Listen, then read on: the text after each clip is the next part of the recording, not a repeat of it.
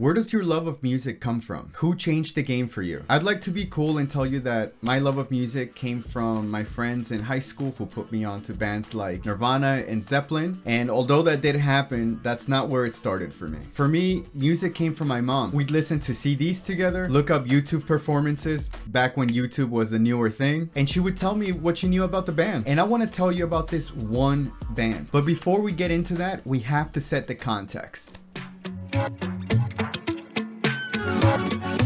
Mexican culture is the amalgamation of traditions from all over the world. In it, we can find the pre-Hispanic remains of the Mexicas and the Mayas. We can taste the likes of the German Pilsner and dance to the beat of the accordion. We hear the whispers of Spain through the guitar. All of this, European and indigenous combined to create something new, a culture of mestizos. It's in art that we find the reflections of culture. It creates a loop in which we express and learn about the things that surround us. Rarely is culture clear and concise, and artistic works are but fragments of a colossal cultural picture. And no other band provides such a culturally expansive body of work as Café Tacuba. In an industry that sought to package things nice and neatly into defined genres, Café Tacuba diverged and carved their own path.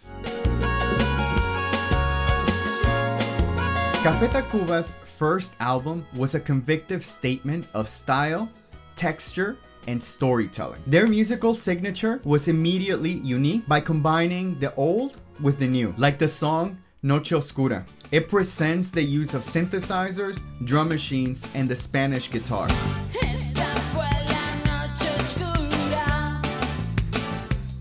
Rarotonga and Pinche Juan demonstrated the band's adventurous approach and their fearlessness in going outside the box to create truly fun, ridiculous, and lasting music.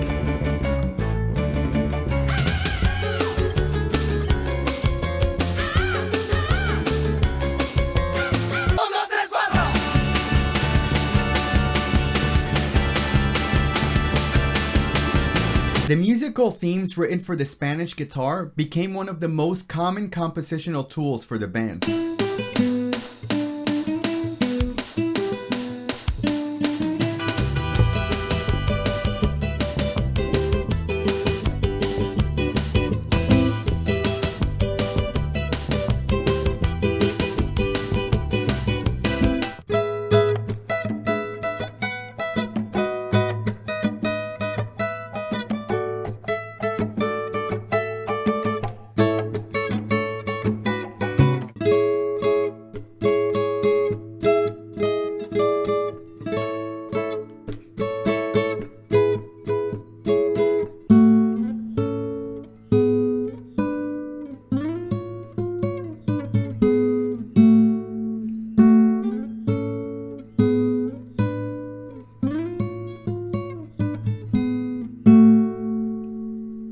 But hands down, their most distinctive feature is the use of the Melodica.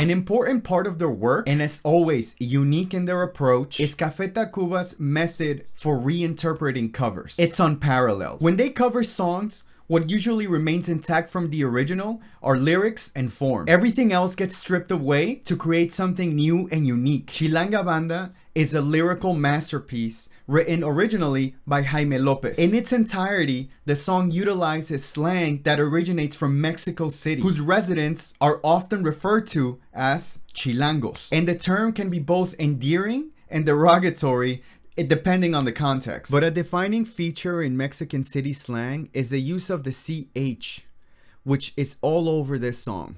Si choco, saco, chipote, la chota no es muy mulacha, chiviando a los que machucan se ven. The song No Controles is basically Café Tacuba on steroids. They push their interpretive boundaries to the limit with this song. Originally released by Spanish band Ole Ole in the 80s, the original has everything you'd expect from an early 80s hit. Synthesizers, drum machines, and catchy melodic hooks that follow the looping harmony. A female vocalist delivers a polished performance. Lyrically, the song is about rebelling against norms and a refusal to be controlled.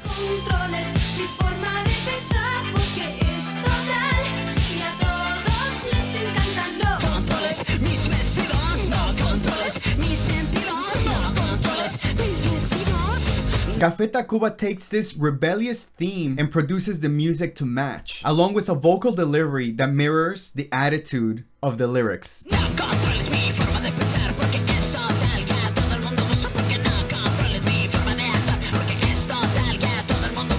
Instead of the original progression,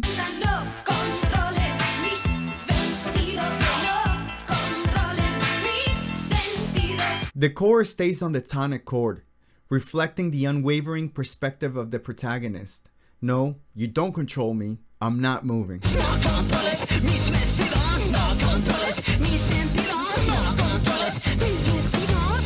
And instead of that beautiful synth line,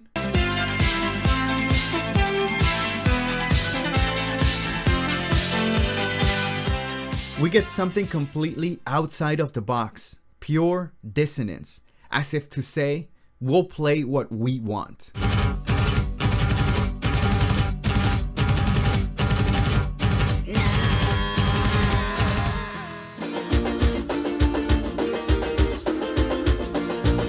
The album Re cemented the band's identity, one that wasn't defined by genre, but rather an artistic exploration of culture and music. It's amazing. Re's conceptual approach was centered around the cyclical and what it represents. It's the beginning and the end. El Ciclón could not be more representative of this.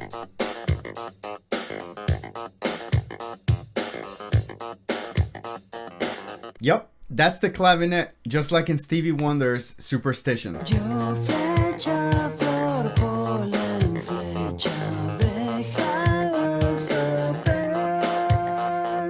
But the chorus lyrics reflect the album's concept by expanding on the cyclical aspects of life. The song La Ingrata currently sits at 128 million streams. It was presented as the album's single. In a broader sense, this song was just a snapshot from the diverse body of work that was Re.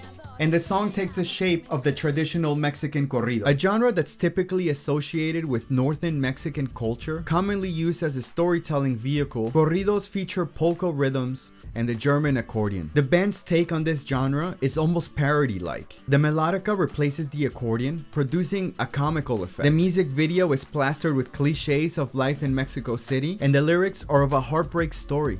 But the vocal delivery is just ridiculous. I love it.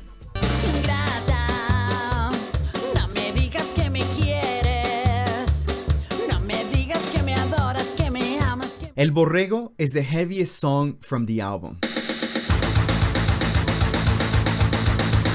Yup, that's a blast beat.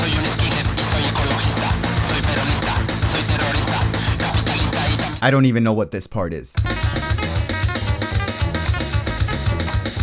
The lyrics offer up a commentary, taking the word borrego, or sheep, and using it as a representation for the protagonist, who changes views and preferences depending on the social context. Esa Noche is a return to classic Café Tacuba. It also features Ruben's vocal ability to go from comically extreme to delivering a beautiful bolero-style love song. No me hubieras dejado esa noche, porque esa misma noche encontré un amor. Madrugal serves as an interlude.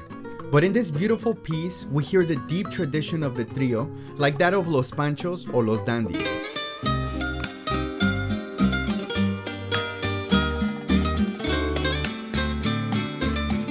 This one is so close to my heart. A lot of my childhood had this kind of music as the backdrop. And my only gripe with this song is that it's not longer. El Tlatoani del Barrio brings forth pre-Hispanic themes and texture. Tlatoani was a Nahua term for ruler. The lyrics incorporate that into a playful narrative where the protagonist of the song tells the story of how his parents fell in love, and it's this big, comical, ridiculous story. And to accompany it, we can hear an ocarina line playing through an instrumental chorus.